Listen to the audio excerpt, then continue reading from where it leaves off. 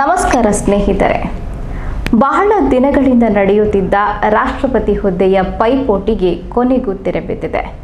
ಕುತೂಹಲಕಾರಿ ಘಟ್ಟದೊಂದಿಗೆ ಬುಡಕಟ್ಟು ಜನಾಂಗದ ದ್ರೌಪದಿ ಮುರ್ಮು ಗೌರವದ ರಾಷ್ಟ್ರಪತಿ ಹುದ್ದೆಗೆ ಆಯ್ಕೆಯಾಗುವ ಮುಖೇನ ಮತ್ತೊಮ್ಮೆ ಭಾರತೀಯ ಜನತಾ ಪಾರ್ಟಿಯ ಹೆಮ್ಮೆಯನ್ನು ಮತ್ತಷ್ಟು ಏರಿಸುವಲ್ಲಿ ಪಾತ್ರರಾಗಿದ್ದಾರೆ. ಆದರೆ ಈ ಚುನಾವಣೆಯು ಹೇಗೆ ನಡೆಯುತ್ತದೆ, ಯಾರು ಇಲ್ಲಿ ಓಟು ಹಾಕುತ್ತಾರೆ, ಎಷ್ಟು ಅಂತರಗಳ ಗೆಲುವಿನಲ್ಲಿ ಇಲ್ಲಿ ರಾಷ್ಟ್ರಪತಿ ಆಯ್ಕೆ ನಡೆಯುತ್ತದೆ ಎಂಬುದೆಲ್ಲವನ್ನು ಇವತ್ತಿನ ವಿಡಿಯೋದಲ್ಲಿ ನಾವು ನೋಡೋಣ. ಅದಕ್ಕಿಂತ ಮೊದಲು ಯಾರು ನಮ್ಮ ಚಾನಲನ್ನು ಸಬ್ಸ್ಕ್ರೈಬ್ ಮಾಡಿಲ್ಲ, ಈ ಕೂಡಲೇ ಸಬ್ಸ್ಕ್ರೈಬ್ ಮಾಡಿ. ಹೆಚ್ಚಿನ ನೋಟಿಫಿಕೇಷನ್ಗಾಗಿ ಪಕ್ಕದಲ್ಲಿ ಇರುವ ಬೆಲ್ ಐಕನನ್ನು ಪ್ರೆಸ್ ಮಾಡಲು ಮರೆಯದಿರಿ. ಫೇಸ್ಬುಕ್ ಪೇಜ್ ಲೈಕ್ ಮಾಡಿ, ಇನ್ಸ್ಟಾದಲ್ಲಿ ನಮ್ಮನ್ನು ಫಾಲೋ ಮಾಡಿ. ರಾಷ್ಟ್ರಪತಿ ಹುದ್ದೆಯ ಚುನಾವಣೆಗೆ ಸಾಮಾನ್ಯ ಜನರು ಓಟು ಹಾಕುವುದಿಲ್ಲ. ಬದಲಾಗಿ ನಮ್ಮ ಮುಖಾಂತರ ಆರಿಸಿ ಬಂದಂತಹ ರಾಜಕೀಯ ನೇತಾರರು ಯಾರಿದ್ದಾರೆ ನೋಡಿ, ಅವರು ಇಲ್ಲಿ ಓಟನ್ನು ಹಾಕುತ್ತಾರೆ. ರಾಷ್ಟ್ರಪತಿ ಆಯ್ಕೆಯ ಚುನಾವಣೆಯ ಒಂದು ವಿಶೇಷತೆಯನ್ನು ನಾನಿಲ್ಲಿ ಹೇಳಲೇಬೇಕು. ಅದೇನೆಂದರೆ, ಒಬ್ಬ ವ್ಯಕ್ತಿ ಒಂದು ಓಟು ಇಲ್ಲಿ ಕೆಲಸ ಮಾಡಲ್ಲ. ಈಗ ನಾವು ರಾಜ್ಯ ಮತ್ತು ಕೇಂದ್ರ ಚುನಾವಣೆಯಲ್ಲಿ ಮತದಾನ ಹಾಕಲು ಹೋದಾಗ ನಮ್ಮಲ್ಲಿ ಪ್ರತಿಯೊಬ್ಬರ ಮತದಾನದ ಮೌಲ್ಯ ಒಂದೇ ಆಗಿರುತ್ತದೆ. ಆದರೆ ಇಲ್ಲಿ ರಾಜಕೀಯ ನೇತಾರರ ಮತದಾನದ ಮೌಲ್ಯವು ಮತ್ತೊಬ್ಬ ನೇತಾರನಿಗಿಂತ ಹೆಚ್ಚು ಕಡಿಮೆ ಇರುತ್ತದೆ, ಒಂದೇ ರೀತಿ ಇರುವುದಿಲ್ಲ. ಹಾಗಾದರೆ ಬನ್ನಿ, ಮುಂದಿನ ಹಂತದಲ್ಲಿ ಈ ಎಲ್ಲ ಹಂತಗಳು ಯಾವ ರೀತಿಯ ಕ್ರಮಾನುಸಾರವಾಗಿ ಅಂದರೆ ಸುಲಭವಾಗಿ ಕೆಲಸ ಮಾಡಿತು ಮತ್ತು 15ನೇ ಮುಖ್ಯಮಂತ್ರಿಯಾಗಿ ದ್ರೌಪದಿ ಮುರ್ಮು ಅವರು ಆಯ್ಕೆಯಾದುದರ ಮರ್ಮವೇನು ಎಂಬುದರ ಬಗ್ಗೆ ತಿಳಿಯೋಣ.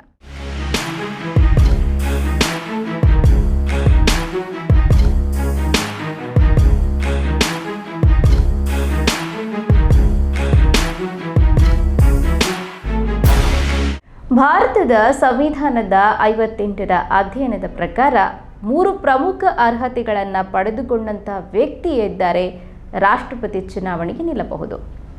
ಇನ್ನು ಮೊದಲ ವಿಚಾರ, ಭಾರತೀಯ ನಾಗರಿಕನಾಗಿರಬೇಕು. ಎರಡನೆಯದು, ವಯಸ್ಸು ಕನಿಷ್ಠ 35 ವರ್ಷ ವಯಸ್ಸಾಗಿರಬೇಕು. ಮೂರನೆಯದು, ಲೋಕಸಭೆಯ ಸದಸ್ಯರಾಗಲು ಅರ್ಹತೆಯನ್ನು ಪಡೆದುಕೊಂಡಿರಬೇಕು. ಇದೆಲ್ಲವನ್ನ ಹೊರತಾಗಿ ಮತ್ತೊಂದು ವಿಚಾರವಿದೆ. ಯಾವುದೇ ವ್ಯಕ್ತಿ ರಾಜ್ಯ ಅಥವಾ ಕೇಂದ್ರ ಅಥವಾ ಇನ್ನಿತರ ಯಾವುದೇ ಸರ್ಕಾರಿ ಹುದ್ದೆ ಹಾಗೂ ಆಸ್ತಿಗಳನ್ನು ಹೊಂದಿರಬಾರದು. ಅವರು ರಾಷ್ಟ್ರಪತಿ ಚುನಾವಣೆಗೆ ಅನರ್ಹರಾಗುತ್ತಾರೆ. ಈ ತರಹದ ನಿಬಂಧನೆಯು ಅಧ್ಯಕ್ಷ, ಉಪಾಧ್ಯಕ್ಷ, ರಾಜ್ಯ ಗವರ್ನರ್ ಹಾಗೂ ಯೂನಿಯನ್ ಗವರ್ನಮೆಂಟ್, ಸ್ಟೇಟ್ ಗವರ್ಮೆಂಟ್ನ ಮಿನಿಸ್ಟರ್ ಆಗಲು ಅನ್ವಯಿಸುವುದಿಲ್ಲ. ಇನ್ನು ಭಾರತೀಯ ಸಂವಿಧಾನದ ರಚನೆಯ ಸಂದರ್ಭದಲ್ಲಿ ಸಂವಿಧಾನಾತ್ಮಕ ಸಭೆಯ ಸದಸ್ಯರಾಗಿದ್ದವರು ಪ್ರೊಫೆಸರ್ ಕೆ.ಟಿ. ಶಾ ಅವರ ಸಲಹೆಯ ಪ್ರಕಾರ ಯಾವುದೇ ನೇತಾರರು ರಾಷ್ಟ್ರಪತಿ ಹುದ್ದೆಯನ್ನು ಅಲಂಕರಿಸಬೇಕಾದ್ರೆ ಮೊದಲು ಅವರು ಅವರ ಹುದ್ದೆಗೆ ರಾಜೀನಾಮೆಯನ್ನು ನೀಡಬೇಕು. ಆದರೆ ಡಾಕ್ಟರ್ ಬಿ.ಆರ್. ಅಂಬೇಡ್ಕರ್ ಅವರು ಮಾತ್ರ ಈ ಸಲಹೆಯನ್ನು ಸುತಾರಾಮ್ ಒಪ್ಪುವುದಿಲ್ಲ. ಯಾಕೆಂದರೆ ಒಂದು ವೇಳೆ ಇದರ ಪ್ರಕಾರ ಏನಾದರೂ ಎಲ್ಲ ರಾಜಕೀಯ ನೇತಾರರು ಸ್ಪರ್ಧಿಸಲು ತಮ್ಮ ತಮ್ಮ ಹುದ್ದೆಗೆ ರಾಜೀನಾಮೆ ನೀಡಿದರೆ ಇಡೀ ದೇಶದಲ್ಲಿ ಆಡಳಿತಾತ್ಮಕ ಅವ್ಯವಸ್ಥೆ ತಾಂಡವಾಡಲು ಶುರು ಮಾಡುತ್ತದೆ ಎಂದು ಸಲಹೆಯನ್ನು ನೀಡಿದರು. ಇದೇ ಕಾರಣಕ್ಕಾಗಿ ವ್ಯವಸ್ಥೆಯನ್ನು ಈ ರೀತಿ ಮಾಡಲಾಗಿದೆ. ಇದೀಗ ನಂತರದ ಪ್ರಶ್ನೆ ಏನೆಂದರೆ, ಯಾರ್ಯಾರು ಇಲ್ಲಿ ಮತವನ್ನು ಹಾಕಬಹುದು ಎಂದು. ಇದಕ್ಕೆ ನೇರವಾದ ಉತ್ತರ ಎಲೆಕ್ಟ್ರೋಲ್ ಕಾಲೇಜ್. ಏನೆಂದರೆ ಲೋಕಸಭೆ ಮತ್ತು ರಾಜ್ಯಸಭೆಯ ಅರ್ಹತಾ ಅಭ್ಯರ್ಥಿಗಳು, ಅದರ ಜೊತೆಗೆ ವಿವಿಧ ರಾಜ್ಯದ ಶಾಸಕಾಂಗ ಸದಸ್ಯರು ಪ್ಲಸ್ ದೆಹಲಿ ಮತ್ತು ಪುದುಚೇರಿಯ ಕೇಂದ್ರಾಡಳಿತ ಪ್ರದೇಶದ ಆಯ್ಕೆಯಾದ ಅಭ್ಯರ್ಥಿಗಳು. ಗಮನಿಸಿ, ಇಲ್ಲಿ ಆಯ್ಕೆಯಾದ ಅಭ್ಯರ್ಥಿಗಳನ್ನು ಇಲ್ಲಿ ಮಾತ್ರ ಸೂಚಿಸಲಾಗುತ್ತೆ. ಇಲ್ಲಿ ರಾಜ್ಯಸಭೆಯ ನಾಮನಿರ್ದೇಶನಗೊಂಡಿರುವಂಥ ಅಭ್ಯರ್ಥಿಗಳು ಮತ ಚಲಾಯಿಸುವಂಥ ಹಕ್ಕು ಇಲ್ಲ. ಇದೀಗ ನಾವು ಬರುವ ಬಹಳನೇ ಒಂದು ಇಂಟ್ರೆಸ್ಟಿಂಗ್ ಭಾಗಕ್ಕೆ. ಒಬ್ಬ ವ್ಯಕ್ತಿ ಒಂದು ಮತದಾನ ಇಲ್ಲಿ ಕೆಲಸಕ್ಕೆ ಬರೋದಿಲ್ಲ. ಕಾರಣವೇನೆಂದರೆ, ಯಾರು ನಮ್ಮ ಸಂವಿಧಾನವನ್ನು ರಚನೆ ಮಾಡಿದ್ದಾರೋ ಅವರು ಇದನ್ನು ಒಪ್ಪದೆ ಬದಲಾಗಿ ಎಲ್ಲದರಲ್ಲೂ ಸಮಾನತೆ ಇರಲಿ ಅಂತ ಹೇಳಿದರು.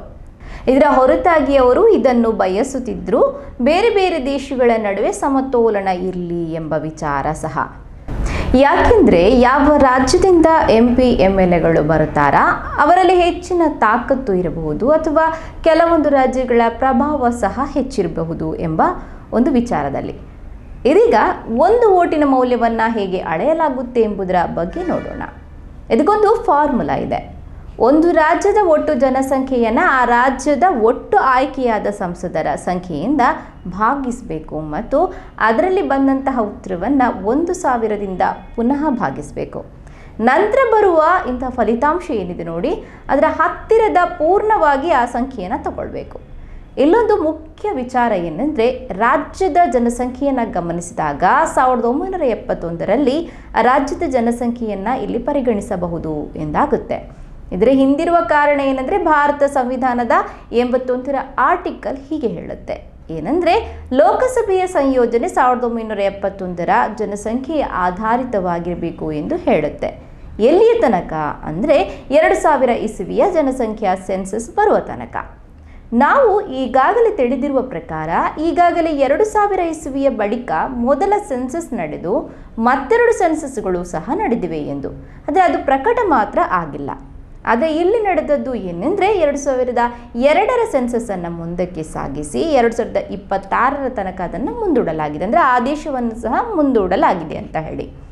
ಇನ್ನು ಅದರ ಬಳಿಕವೇ ನಮಗೆ ಮತ್ತೆ ಸೆನ್ಸಸ್ ನಡೆದು ಈ ಹಿಂದಿನ ಮತ್ತು ಮುಂದಿನ ಒಟ್ಟು ಸರಾಸರಿ ಜನಸಂಖ್ಯೆಯ ಲೆಕ್ಕಾಚಾರವನ್ನು ಅಂದಾಜಿಸಿ ಮತ್ತೆ ಸಮತೋಲನಗೊಳಿಸಿ ಅದನ್ನು, ಅಂದರೆ ನನ್ನ ಪ್ರಕಾರ 2031ರ ಹೊತ್ತಿಗೆ ಸರಿಯಾದ ಲೆಕ್ಕಾಚಾರ ನಮಗೆ ಸಿಗಬಹುದು. ಈಗ ಮಾತ್ರ ನಾವು 1971ರ ಜನಸಂಖ್ಯೆಯ ಲೆಕ್ಕಾಚಾರವನ್ನೇ ತೆಗೆದುಕೊಳ್ಳುವ. ಒಂದು ಉದಾಹರಣೆಯ ಮೂಲಕವೇ ಇದನ್ನು ತಿಳಿದುಕೊಳ್ತೀನಿ. ನಾನಂದರೆ ಮತ್ತಷ್ಟು ವಿಚಾರವನ್ನು ಸ್ಪಷ್ಟಪಡಿಸ್ತೀನಿ. ಹರಿಯಾಣದ ಜನಸಂಖ್ಯೆ 1971ರಲ್ಲಿ 1,36,808. ಅಲ್ಲಿಯ ಒಟ್ಟು ಶಾಸಕಾಂಗ ಸ್ಥಾನ 90. ಈಗ ಒಟ್ಟು ಜನಸಂಖ್ಯೆಯನ್ನು 90ರಿಂದ ಭಾಗಿಸಿದಾಗ ಬರುವುದು 1,11,520. ಅದನ್ನೀಗ 1000ದಿಂದ ಭಾಗಿಸಿದಾಗ ಬರುವ ಸಂಖ್ಯೆ 111.52. ಇದನ್ನೀಗ ಪೂರ್ಣ ಪ್ರಮಾಣದಲ್ಲಿ ನಾವು ತೆಗೆದುಕೊಳ್ಳುವ, ಅಂದರೆ ಅದರ ಒಟ್ಟು ಪೂರ್ಣ ಪ್ರಮಾಣ ಅಂದರೆ 112 ಅಂತ ಆಗುತ್ತೆ. ಅಂದರೆ 112 ಮೌಲ್ಯ ಏನಿದೆ ನೋಡಿ, ಅದು ಹರಿಯಾಣದ ಮತದಾರರ ಬೆಲೆಯಾಗಿದೆ. ಒಂದು ವೇಳೆ ಹರಿಯಾಣದ ಸಂಸದರ ಮತದಾನದ ಬೆಲೆ ಏನಿದೆ ನೋಡಿ, ಅವರು ರಾಷ್ಟ್ರಪತಿ ಚುನಾವಣೆಯಲ್ಲಿ ಚಲಾಯಿಸುವ ಮತದಾನದ ಬೆಲೆ 112 ಆಗಿರುತ್ತದೆ. ಈ ತರಹದ ವ್ಯವಸ್ಥೆ ಎಲ್ಲ ಕಡೆಗೂ ಅನ್ವಯವಾಗುತ್ತೆ. ಈ ಹಿನ್ನೆಲೆಯಲ್ಲಿ ಉತ್ತರ ಪ್ರದೇಶದ MLA ಅವರ ಮತದಾನದ ಒಟ್ಟು ಮೌಲ್ಯ ಸ್ವಲ್ಪ ಹೆಚ್ಚು. ಅಂದರೆ ಅವರ ಒಂದು ಓಟಿನ ಮೊತ್ತ ಸುಮಾರು 208. ಎಲ್ಲಕ್ಕಿಂತ ಕಡಿಮೆ MLAಗಳ ಓಟಿನ ಮೊತ್ತ ಸಿಕ್ಕಿದ್ದು ಸಿಕ್ಕಿಂನದು, ಅಲ್ಲಿ ಸುಮಾರು 7. ಹಾಗಾದರೆ ಒಟ್ಟು ಓಟಿನ ಮೊತ್ತ ಎಷ್ಟಾಯಿತು ನೋಡೋಣ. ಈಗ ಮತ್ತೆ ಹರಿಯಾಣದ ಒಂದು ಓಟಿನ ಮೊತ್ತವನ್ನೇ ತೆಗೆದುಕೊಂಡು ನೋಡೋದಾದರೆ, ಒಂದು ಓಟಿನ ಮೊತ್ತ 112. ಅದನ್ನು ಒಟ್ಟು MLAಗಳ ಓಟಿನಿಂದ ಗುಣಿಸಿದಾಗ ಸಿಗುವಂತಹ ಸರಾಸರಿ ಮೊತ್ತ 10,080 ಆಗುತ್ತೆ. ಈಗ ಇದೇ ಸರಾಸರಿ ಓಟಿನ ಮೊತ್ತವನ್ನು ಪ್ರತಿಯೊಂದು ರಾಜ್ಯಕ್ಕೆ ಸೀಮಿತಗೊಳಿಸಿ ಲೆಕ್ಕಾಚಾರ ಹಾಕಿಕೊಂಡಲ್ಲಿ ಡೆಲ್ಲಿ ಮತ್ತು ಪುದುಚೇರಿಯನ್ನದ್ದು ಸಹ ನೋಡ್ಬೋದು. ಆದರೆ ಜಮ್ಮು ಮತ್ತು ಕಾಶ್ಮೀರ ಬಿಟ್ಟು, ಯಾಕೆಂದರೆ ಅಲ್ಲಿ ಆರ್ಟಿಕಲ್ 370 ತೆಗೆದ ಬಳಿಕ ಜಮ್ಮು ಮತ್ತು ಕಾಶ್ಮೀರ ಇದೀಗ ರಾಜ್ಯವಾಗಿ ಉಳಿದಿಲ್ಲ. ಬದಲಾಗಿ ಅದು 2 ಪ್ರದೇಶವಾಗಿ ಮಾರ್ಪಟ್ಟಿದೆ, ಲದಾಖ್ ಮತ್ತು ಜಮ್ಮು ಕಾಶ್ಮೀರ ಎಂಬ ಹೆಸರಿನಲ್ಲಿ. ಯಾಕೆಂದರೆ ಈ ಪ್ರದೇಶದಲ್ಲಿ ಯೂನಿಯನ್ ಪ್ರದೇಶವಿಲ್ಲ. ಅವರು ಇಲ್ಲಿ ರಾಷ್ಟ್ರಪತಿಗಳ ನಿಯಮಕ್ಕೆ ಅನುಸಾರವಾಗಿಯೇ ಕಾನೂನು ಚೌಕಟ್ಟುಗಳನ್ನು ಹಾಕ್ಕೊಳ್ಬೇಕು. ಇದರಿಂದ ಇಲ್ಲಿ ಸಂಸದರಿಗೆ ಮತದಾನ ಚಲಾಯಿಸುವಂಥ ಹಕ್ಕು ಇರುವುದಿಲ್ಲ. ಇದರದ್ದೇ ಆಗಿ ಇನ್ನುಳಿದ ರಾಜ್ಯ ಮತ್ತು ಕೇಂದ್ರಾಡಳಿತ ಪ್ರದೇಶಗಳ ಸಂಸದರ ಚುನಾವಣಾ ಮತದಾನದ ಲೆಕ್ಕಾಚಾರವನ್ನು ನಾವು ತೆಗೆದುಕೊಂಡಾಗ ಅಲ್ಲಿ ಸಿಗುವಂತಹ ಒಟ್ಟು ಓಟಿನ ಮೊತ್ತ 5,43,231. ಆದರೆ ಇದು ಕೇವಲ ಸಂಸದರ ಲೆಕ್ಕಾಚಾರ. ಇವರೆಲ್ಲ ಕೇಂದ್ರ ಸರ್ಕಾರ ಸೂಚಿಸಿದ ಸಂಸದರು. ಯಾರು ನಮ್ಮ ಸಂವಿಧಾನವನ್ನು ರಚಿಸಿದ್ದಾರೋ ಅವರ ಲೆಕ್ಕಾಚಾರದ ಪ್ರಕಾರ ರಾಜ್ಯ ಮತ್ತು ಕೇಂದ್ರಾಡಳಿತ ಪರಿಸರದ ಒಟ್ಟು ಮತದಾನದ ಮೊತ್ತ ಏನಿದೆ ನೋಡಿ, ಅದು ಸರಿಸಮಾನವಾಗಿ ಇರಬೇಕು ಎಂದು. ಈಗ ಲೋಕಸಭೆ ಮತ್ತು ರಾಜ್ಯಸಭೆಯ ಎಲ್ಲ ಮಂತ್ರಿಗಳ ಮತದಾನದ ಮೊತ್ತ ಏನಿದೆ ನೋಡಿ, ಎಲ್ಲ ಸಂಸದರ ಓಟಿನ ಮೊತ್ತಕ್ಕೆ ಸಮಬಲವಾಗಿ ಬರಬೇಕು ಇಲ್ಲಿ. ಹಾಗೆ ಆಗುವುದು ಎಲ್ಲ ಕಡೆ ಸಹ, ಪ್ರತಿ ಬಾರಿನೂ ಆಗ್ತಾ ಇದೆ. ಲೋಕಸಭೆಯಲ್ಲಿ 543 ಚುನಾಯಿತ ಮಂತ್ರಿಗಳಿದ್ದಾರೆ. ಹಾಗೆ ರಾಜ್ಯಸಭೆಯಲ್ಲಿ 245 ಮಂತ್ರಿಗಳಿದ್ದಾರೆ.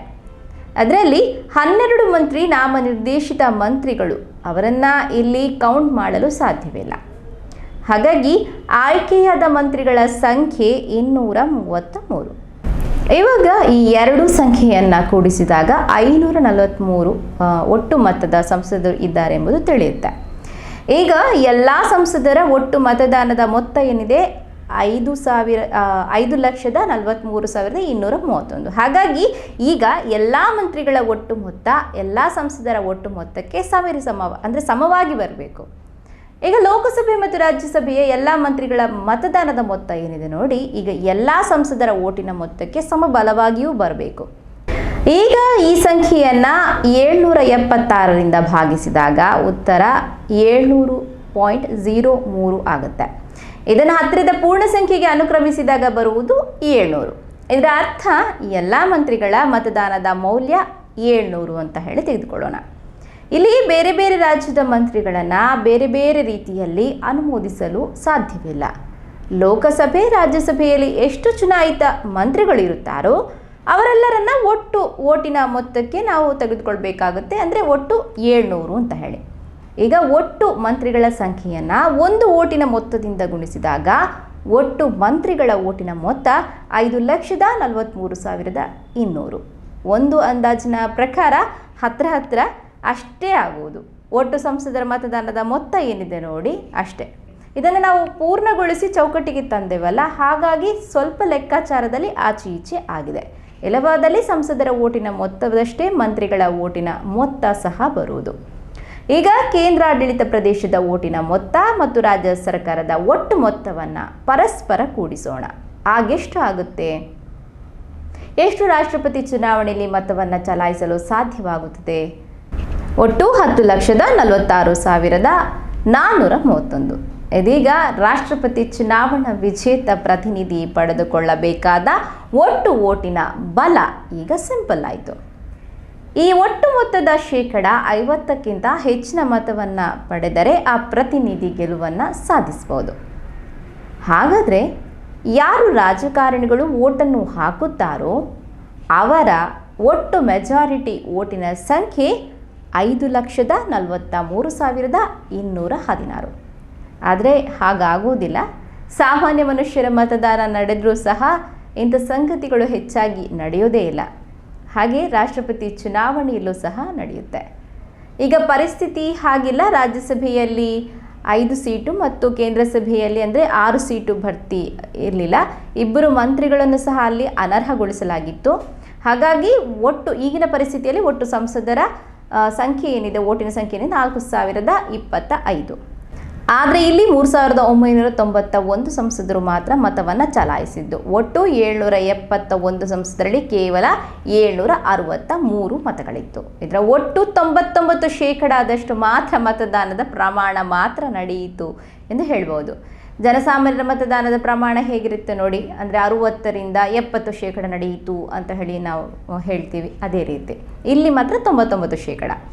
ರಾಷ್ಟ್ರಪತಿ ಚುನಾವಣೆಯ ಬಗ್ಗೆ ಮತ್ತೊಂದು ಕುತೂಹಲಭರಿತ ವಿಚಾರ ಇದೆ. ಇಲ್ಲಿ ಯಾವೊಬ್ಬ ರಾಜಕಾರಣಿಯನ್ನು ನಾವು ಯಾವುದೇ ಪಕ್ಷ ಆಗಲಿ ಅವರನ್ನು ಒತ್ತಾಯ ಮಾಡಲಿಕ್ಕಿಲ್ಲ. ಅಂದರೆ ನೀವು ನಮ್ಮ ಪಕ್ಷದವರನ್ನೇ ಬೆಂಬಲಿಸಬೇಕು ಅಂತ ಹೇಳಿ ಒತ್ತಾಯ ಮಾಡಲಿಕ್ಕಿಲ್ಲ. ಹೇಗೆ ಜನಸಾಮಾನ್ಯರ ನಡುವೆ ಮುಕ್ತ ಓಟಿನ ಚಲಾವಣೆ ಹಕ್ಕು ಇರುತ್ತೋ ಹಾಗೆ ಇಲ್ಲಿ ಸಹ ನಡೆಯುತ್ತೆ. ನಾವು EVMನಲ್ಲಿ ಮತ ಚಲಾಯಿಸ್ತೇವೆ, ಆದರೆ ಇವರು ಸೀಕ್ರೆಟ್ ಬ್ಯಾಲೆಟ್ ಪೇಪರ್ನಲ್ಲಿ ಮತವನ್ನು ಚಲಾಯಿಸ್ತಾರೆ. ಇನ್ನು ರಾಷ್ಟ್ರಪತಿ ಚುನಾವಣೆಯ ಬಗ್ಗೆ ಮತ್ತೊಂದು ಕುತೂಹಲಭರಿತ ವಿಚಾರವನ್ನು ನಾನು ನಿಮಗೆ ತಿಳಿಸಲೇಬೇಕು. ಇಲ್ಲಿ ಯಾವೊಬ್ಬ ರಾಜಕಾರಣಿಯನ್ನು ಸಹ ಯಾವುದೇ ಪಕ್ಷ ಆಗಲಿ ಒತ್ತಾಯ ಮಾಡಲಿಕ್ಕೆ ಸಾಧ್ಯ ಇಲ್ಲ. ಅಂದರೆ ನೀವು ನಮ್ಮ ಪಕ್ಷದವರನ್ನೇ ಬೆಂಬಲಿಸಬೇಕು, ನಮ್ಮ ಪಕ್ಷದವರಿಗೆ ವೋಟ್ ಹಾಕಬೇಕು ಅಂತ ಹೇಳಿ ಒತ್ತಾಯ ಮಾಡಲಿಕ್ಕಿಲ್ಲ. ಹೇಗೆ ನೋಡಿ ಜನಸಾಮಾನ್ಯರ ನಡುವೆ ಮುಕ್ತ ಓಟಿನ ತಮ್ಮ ನಾಯಕನನ್ನು ಆರಿಸುವಂತಹ ಆಯ್ಕೆ ಇರುತ್ತೋ, ಹಕ್ಕು ಇರುತ್ತೋ, ಹಾಗೆ ಇಲ್ಲಿ ಸಹ ನಡೆಯುತ್ತೆ. ನಾವು EVMನಲ್ಲಿ ಮತ ಚಲಾಯಿಸುತ್ತೇವೆ, ಆದರೆ ಇವರು ಸೀಕ್ರೆಟ್ ಬ್ಯಾಲೆಟ್ ಪೇಪರ್ನಲ್ಲಿ ಮತದಾನ ಚಲಾಯಿಸ್ತಾರೆ. ತುಂಬಾ ಗೌಪ್ಯವಾಗಿ ತಮ್ಮ ನೆಚ್ಚಿನವರಿಗೆ ಮತವನ್ನು ಚಲಾಯಿಸಿ ನಂತರ ಚುನಾವಣಾ ಡಬ್ಬದಲ್ಲಿ ಹಾಕ್ತಾರೆ. ಯಾರಿಗೆ ಮತ ಹಾಕಬೇಕು, ಯಾರಿಗೆ ಹಾಕ್ತಾರೆ ಎಂಬುದನ್ನು ಯಾರಲ್ಲೂ ಕೇಳುವ ಹಾಗೂ ಇಲ್ಲ, ಹೇಳುವಂಥ ಅವಶ್ಯಕತೆಯೂ ಇಲ್ಲಿ ಇರೋದಿಲ್ಲ. ಯಾರಿಗೂ ತಿಳಿಯುವುದು ಸಹ ಇಲ್ಲ. ಪ್ರಜಾಪ್ರಭುತ್ವ ದೇಶದಲ್ಲಿ ಇದೊಂದು ಬಹಳನೇ ಉತ್ತಮ ವಿಚಾರ ಅಂದರೆ ತಪ್ಪಾಗಲಾರದು. ಯಾವುದೇ ಪಕ್ಷದ ರಾಜಕಾರಣಿ ಇನ್ಯಾವುದೋ ಪಕ್ಷದ ಪ್ರತಿನಿಧಿಗೆ ಮತವನ್ನು ಚಲಾಯಿಸಬಹುದು, ಅದು ಗೌಪ್ಯವಾಗಿ. ಈ ಕ್ರಾಸ್ ಮತದಾನದಲ್ಲಿ ಕೆಲವೊಂದು ವಿಶೇಷವಾದ ಸನ್ನಿವೇಶಗಳನ್ನು ನಾವಿಲ್ಲಿ ಕಾಣಬಹುದು. ಹೇಗೆಂದರೆ, ಒಡಿಸ್ಸಾದ ಸಂಸದರಿದ್ದಾರಲ್ಲ, ಮೊಹಮ್ಮದ್ ಮುಕೀಮ್ ಅವರು, ಹೌದು, ಅವರು ಕಾಂಗ್ರೆಸ್ ಪಕ್ಷದ ಸಂಸದರು.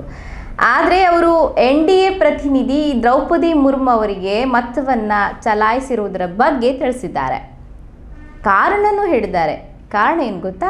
ದ್ರೌಪದಿ ಮುರ್ಮು ಅವರು ಒಡಿಸ್ಸಾದವರು. ಅಷ್ಟು ಮಾತ್ರ ವೈಯಕ್ತಿಕ ಉದ್ದೇಶದಿಂದಲೂ ಸಹ ಅವರು ಮತವನ್ನು ಚಲಾಯಿಸಿದ್ದಾರೆ ಅಂತ ಹೇಳಿ. ಇದೇ ತರಹ ಹರಿಯಾಣದ ಕಾಂಗ್ರೆಸ್ ಸಂಸದರಾದ ಕುಲ್ದೀಪ್ ಬಿಷ್ಣೋಯ್ ಅವರು ಸಹ ದ್ರೌಪದಿ ಮುರ್ಮು ಅವರಿಗೆ ಮತವನ್ನು ಚಲಾಯಿಸಿದ್ದಾರೆ. ಆದರೆ ಅವರು ನೀಡಿದ ಕಾರಣ ಏನು ಗೊತ್ತಾ? ದ್ರೌಪದಿಯವರ ಆತ್ಮಸಾಕ್ಷಿ, ಇದನ್ನು ಮುಂದಿಟ್ಕೊಂಡು ನಾನು ಮತವನ್ನು ಚಲಾಯಿಸಿದ್ದೀನಿ. ಇದೇ ತರಹ ದ್ರೌಪದಿ ಮುರ್ಮು ಅವರು ಚುನಾವಣೆಯನ್ನು ಗೆದ್ದು ಇದೀಗ ಭಾರತದ ಮುಂದಿನ ರಾಷ್ಟ್ರಪತಿ ಹುದ್ದೆಯನ್ನು ಅಲಂಕರಿಸಿದ್ದಾರೆ. ಅಷ್ಟು ಮಾತ್ರ ಅಲ್ಲ, ಇವರು ತಮ್ಮ ರಾಜಕೀಯ ಜೀವನದ ಪ್ರಾರಂಭ ಕೂಡ 1997ರಲ್ಲಿ ಶುರು ಮಾಡಿದ್ದು, ಅದು BJP ಪಕ್ಷದಿಂದಲೇ. ಅದೇ ವರ್ಷ ಕೌನ್ಸಿಲರ್ ಚುನಾವಣೆಯಲ್ಲಿ ಕೂಡ ಭಾಗವಹಿಸಿದರು ಹಾಗೂ ವಿಜೇತರು ಕೂಡ ಆದರು. ಅದರ ನಂತರ 2000 ಇಸ್ವಿಯಲ್ಲಿ ಸಂಸದರಾದರು. ಮತ್ತೆ 2004ರಲ್ಲಿ ಮತ್ತೆ ಮರು ಆಯ್ಕೆಯಾಗಿ ಮತ್ತೆ ಸಂಸದರಾದರು. ನಂತರ ತಮ್ಮ ವೃತ್ತಿ ಜೀವನದಲ್ಲಿ ನವೀನ್ ಪಟ್ನಾಯಕ್ ಅವರ ಸಮ್ಮಿಶ್ರ ಸರ್ಕಾರದ ಅಡಿಯಲ್ಲಿ ಪಶುಸಂಗೋಪನೆ, ಮೀನುಗಾರಿಕೆಯ, ಸಾರಿಗೆ ಮತ್ತು ವಾಣಿಜ್ಯ ಹುದ್ದೆಯನ್ನು ನಿರ್ವಹಿಸಿದರು. 2007ರಲ್ಲಿ ದ್ರೌಪದಿ ಮುರ್ಮು ಅವರನ್ನು ಉತ್ತಮ ಸಂಸದರೆಂಬ ಹೆಗ್ಗಳಿಕೆಯ ಜೊತೆಗೆ ನೀಲ್ಕಾಂತ್ ಪ್ರಶಸ್ತಿಯನ್ನು ಇವರಿಗೆ ನೀಡಿ ಗೌರವಿಸಲಾಯಿತು. 2009ರಲ್ಲಿ ಇವರು ಲೋಕಸಭೆಯ ಚುನಾವಣೆಯಲ್ಲಿ ಭಾಗವಹಿಸಿದರು. ಅದೃಷ್ಟವಶಾತ್ ಸೋಲನ್ನು ಅನುಭವಿಸಬೇಕಾಯಿತು. ಇನ್ನು ಮುಂಬರುವ 6 ವರ್ಷಗಳಲ್ಲಿ ದ್ರೌಪದಿ ಮುರ್ಮು ಅವರು ರಾಜಕೀಯ ಜೀವನದಿಂದ ಹಿಂದುಳಿದು ಅವರ ವೈಯಕ್ತಿಕ ಜೀವನದಲ್ಲೂ ಸಹ ಹಲವಾರು ಕಹಿ ಘಟನೆಗಳು, ಏಳು ಬೀಳುಗಳು ಸಹ ನಡೆದವು. ಇವರು ತಮ್ಮ 2 ಪುತ್ರರನ್ನು ಜೊತೆಗೆ ತಮ್ಮ ಪತಿಯನ್ನು ಸಹ ಕಳೆದುಕೊಳ್ಬೇಕಾಯಿತು. ಏನು ಮಾಡೋದು? ಇದೊಂದು ಸರಣಿ ಕಹಿ ಅನುಭವ ಅಂತಲೇ ಹೇಳ್ಬೋದು. ಆದರೆ 2015ರಲ್ಲಿ BJPಯ ಹಿರಿಯ ನಾಯಕರು ಇವರನ್ನು ಜಾರ್ಖಂಡ್ನ ಗವರ್ನರ್ ಆಗಿ ಆಯ್ಕೆ ಮಾಡಿದರು. ಹೀಗೆ ಅವರು ಮೊದಲ ಬುಡಕಟ್ಟು ಮಹಿಳಾ ಗವರ್ನರ್ ಎಂಬ ಹೆಗ್ಗಳಿಕೆಗೂ ಸಹ ಪಾತ್ರರಾದರು. ದ್ರೌಪದಿ ಮುರ್ಮು ಅವರು ಹೇಳ್ತಾರೆ, ಗಾಂಧೀಜಿ, ಜವಾಹರ್ಲಾಲ್ ನೆಹರು, ಡಾಕ್ಟರ್ BR ಅಂಬೇಡ್ಕರ್ ಅಂದರೆ ಅವರಿಗೆ ಬಹಳನೇ ಇಷ್ಟ ಅಂತ ಹೇಳಿ. ಅದೇ ರೀತಿ ಹಿಂದುಳಿದ ವರ್ಗದ ಸರ್ವತೋಮುಖ ಅಭಿವೃದ್ಧಿಗೆ ಸಾಕಷ್ಟು ಕಾಳಜಿಗಳನ್ನು ತೋರಿಸಿದವರು ಇವರು. ನೋಡೋಕ್ಕೆ ಹೋದರೆ ಇವರು ಹತ್ತಿರದ ಬಹಳಷ್ಟು ಜನ ಇವರ ಸಿಂಪ್ಲಿಸಿಟಿ ಏನಿದೆ, ಮಾನವೀಯತೆ ಏನಿದೆ, ಈ ಗುಣಕ್ಕೆ ಸೋತು ಹೋಗಿದ್ದಾರೆ. ಇದೀಗ ಮೊದಲ ಬುಡಕಟ್ಟು ಜನಾಂಗದ ಮಹಿಳೆ ರಾಷ್ಟ್ರಪತಿಯಾಗುತ್ತಿರುವುದು ಮೊದಲ ಬಾರಿಗೆ. ಅಷ್ಟು ಮಾತ್ರವಲ್ಲದೆ ಅವರು ಸ್ವತಂತ್ರ ಭಾರತದಲ್ಲಿ ಜನಿಸಿದ ಮೊದಲ ರಾಷ್ಟ್ರಪತಿ ಎಂಬ ಹೆಗ್ಗಳಿಕೆಗೂ ಪಾತ್ರರಾಗ್ತಾ ಇದ್ದಾರೆ. ಯಾಕೆಂದರೆ ಈ ಹಿಂದೆ ಯಾರೆಲ್ಲ ರಾಷ್ಟ್ರಪತಿಗಳಾಗಿದ್ರೋ ಅವರೆಲ್ಲ ಸ್ವಾತಂತ್ರ್ಯ ಪೂರ್ವದಲ್ಲಿ, ಅಂದರೆ ಭಾರತಕ್ಕೆ ಸ್ವಾತಂತ್ರ್ಯ ಸಿಗುವ ಮೊದಲು ಜನಿಸಿದವರಾಗಿರ್ತಾರೆ. ಇನ್ನು ದ್ರೌಪದಿ ಮುರ್ಮು ಅವರ ಬಗ್ಗೆ, ಅವರ ವಿಶೇಷತೆ ಬಗ್ಗೆ ನಿಮಗೇನಾದರೂ ಮತ್ತಷ್ಟು ತಿಳ್ಕೊಳ್ಬೇಕು, ಮಾಹಿತಿ ಬೇಕು ಅಂತ ಹೇಳಿದರೆ, ನಾನು ಈ ಹಿಂದೆ ದ್ರೌಪದಿ ಮುರ್ಮು ಅವರ ಬಗ್ಗೆ ಒಂದು ವಿಶೇಷವಾದಂತಹ ಜೀವನ ಕಥೆಯ ಒಂದು ವಿಶೇಷವಾದ ಮಾಹಿತಿಯನ್ನು ಮಾಡಿದ್ದೆ ವಿಚಾರ. ಅದರ ಲಿಂಕ್ ಏನಿದೆ ಕೆಳಗಡೆ ಡಿಸ್ಕ್ರಿಪ್ಷನ್ನಲ್ಲಿದೆ, ಅದನ್ನು ನೋಡ್ಬೋದು. ಸ್ನೇಹಿತರೆ, ಎಂದಿನಂತೆ ಇವತ್ತಿನ ವಿಡಿಯೋ ಸಹ ನಿಮಗೆ ಇಷ್ಟವಾಗಿದೆ ಅಂತ ತಿಳಿದುಕೊಳ್ತೀನಿ. ಇದೇ ತರಹ ಮತ್ತಷ್ಟು ಹೊಸ ವಿಡಿಯೋ ನೋಡಲು ನಮ್ಮ ಚಾನಲನ್ನು ಹಿಂದೆ ಸಬ್ಸ್ಕ್ರೈಬ್ ಮಾಡಿ, ಪಕ್ಕದಲ್ಲೇ ಇರುವ ಬೆಲ್ ಐಕನನ್ನು ಪ್ರೆಸ್ ಮಾಡಿ, ಫೇಸ್ಬುಕ್ ಪೇಜ್ ಲೈಕ್ ಮಾಡಿ, ಇನ್ಸ್ಟಾದಲ್ಲಿ ನಮ್ಮನ್ನು ಫಾಲೋ ಮಾಡಿ. ವಂದನೆಗಳು.